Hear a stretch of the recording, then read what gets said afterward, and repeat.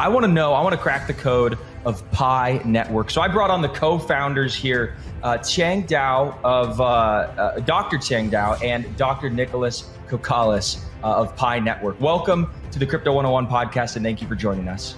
Thank you. Thanks, Bryce. Thanks for having us. Yeah, so you guys are based out of Palo Alto, is that right? Up in Silicon Valley? Yes, that's right. Nice. And why start Pi Network? What was the grand vision that really got you guys to say, you know what, we're going to dedicate the rest of our lives to this project? Well, Pi Network was started combining all our academic and personal interest. Nicolas is a hardcore computer scientist with expertise in distributed system, which is a precursor to one big component of blockchain. And I myself is a social scientist. So with the second half of my PhD doing human-computer interaction, that's where Nicolas and I collaborated on multiple research projects, studying how to build computer systems to scale and to be used easily by humans. So at the time that, when we were at Stanford exploring with the students, building decentralized applications, we noticed that, in the industry, there is a big problem of, a lot of technology, but there is no good enough social network in order to build decentralized applications that allows a typical required process, such as user iterations. So this is combining our interests of distributed system, human-computer interaction, social computing, and also the excitement about building a large-scale human movement. This is where we build Pi Network.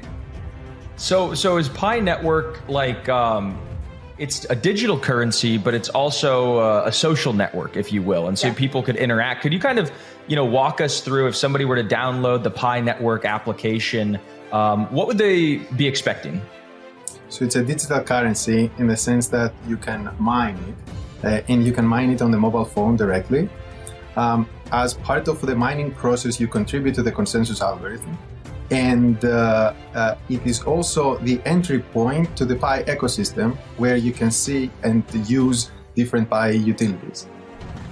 Fantastic. And so what are some of the popular applications that you've seen people develop on the Pi Network, or maybe with the Pi cryptocurrency? Well, to start, there is a very important step for us to migrate our social network to our Mainnet blockchain, and the key step is called KYC. And one application of the Pi cryptocurrency is that people can pay Pi to get their IDs verified in order for them to migrate to the Mainnet. And this is a very strong utility in the sense that native currency Pi is used to pay for real human labor that result in valuable work in the world. And so people need to, so right now they have like a test net, and now there's a transition to the main net, and in order to get onto mainnet, you need to KYC. Can you kind of tell people maybe a little bit about why people need to KYC? And for those who don't know, who are listening, what is KYC?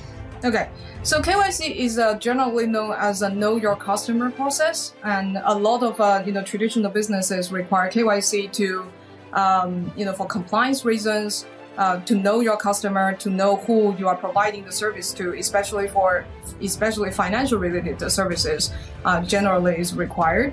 And so Pi Network doing KYC is, for one, of course, as much as compliant as possible. Second is also for our own policy. For example, in Pi, we require one person per account. This means that this is one of the defense mechanisms of our network to prevent fake accounts migrating to the mainnet. So we are, yeah, and we're having this KYC solution. We needed to build it in-house for multiple reasons. Scalability is a big one of them, and scalability not only in the sense that we have a large network of people that spans across almost every country region in the world, and we are talking about tens of millions of people.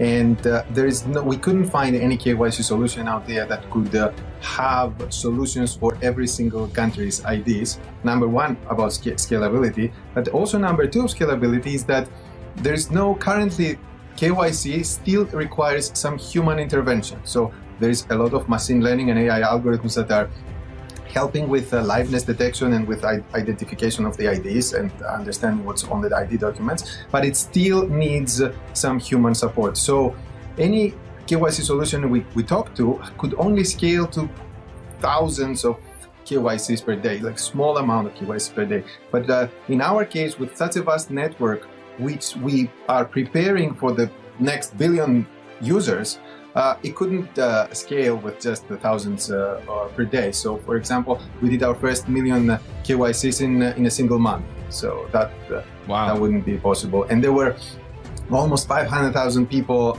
involved in the process of verifying the first million or 2 million people who KYC. So that's a tremendously large number, especially when we talk about, you know, crypto sort of networks. And, you know, if you look at any of the DeFi apps, for instance, you know, they have a few thousand users every single day. You look at some of these, decentralized metaverses, not pointing any fingers, not naming any names. Everybody's doing a great job. There's just not that many users on a day-to-day basis. NFTs, the volumes are down 99%. So my question to you is, man, how did you guys, grow to get, millions and millions of users? And what are kind of like the metrics that you guys have? Like, you have 1 million users, you have 10 million users, and how did you get all these users? Well, it comes down to the unique strategy of ours, and the core strategy is accessibility. And accessibility has threefold, I guess. One is financial accessibility. In Pi, everybody can mine for free. They don't need to pay anything to enter. Another accessibility is knowledge accessibility. We build our UI to be really intuitive. For example, the mining component, they can mine on the phone. So you don't necessarily need the computer science knowledge about setting up a node in order to mine. And then there is also the system design accessibility. That is, in addition to people find it easy to mine, they also find it easy to use. So all these factors contribute to the accessibility. And also the strategy of accessibility also have the result of, more fair and more widely distribution of the cryptocurrency. So that makes us one of the most widely distributed. We are now at over 35 million engaged members and distributed in almost every country and region in the world, over 233 countries and regions of the world. So that's also ties into why our KYC process needs comprehensive solution, because it's like every region. Yeah, it's got to have a global sort of approach as opposed to country by country. That's fantastic. And, so Pi Network, there's a cryptocurrency, there's a network, there's applications, there's millions and millions of users. What's next? We have the Mainnet, but what are you guys trying to accomplish with Mainnet?